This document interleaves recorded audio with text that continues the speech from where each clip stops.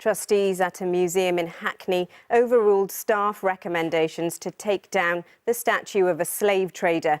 ITV News has seen minutes from a board meeting in July discussing what to do about the statue of Robert Geffrye at the Museum of the Home. In a public consultation, 71% of people who voted said it should be taken down. I spoke to a community activist earlier. Here we are again. A slave trader and yet more documents from the museum that keeps him front and centre. ITV News London has seen a redacted document, the minutes from a July board meeting of the Museum of the Home. The executive recommended the statue be removed.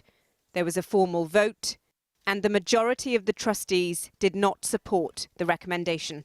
Let's just break down the different groups. So you've got the executive who wanted to take the statue down, then you've got the board and the trustees. The executive is the day-to-day management, the ones who actually look after all the issues in the area. So they're the ones who actually work with the staff, they are the staff, but also they interact with the community. So what we've seen is this really bizarre scenario where you have a community, you have the staff, you have the management of the museum, all saying, actually, this is an intolerable situation to work with.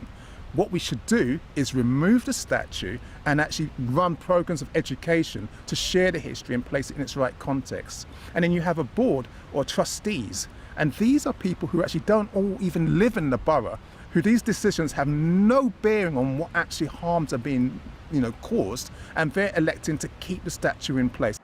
The Museum of the Home receives some funding from the government. And last month, the DCMS told us publicly funded museums must not remove statues.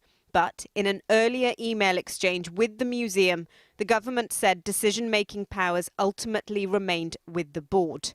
If they do release documents that show Luke Billingham is the person who obtained the documents.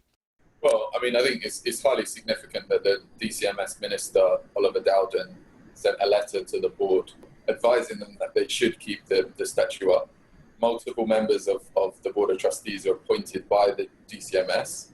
And so I think it's quite clear that the Board of Trustees went against the consultation, went against their own staff, went against the museum's Young Producers Group, went against the museum's Faith and Culture Forum. And it seems to be a significant factor in why they did all of that was because they were under pressure from the government. The museum says it's reviewing the situation and is committed to a transformative programme of cultural change. 77% of those surveyed feel negatively about the statue, saying it sends a message that slavery is glorified. Ria Chatterjee, ITV News.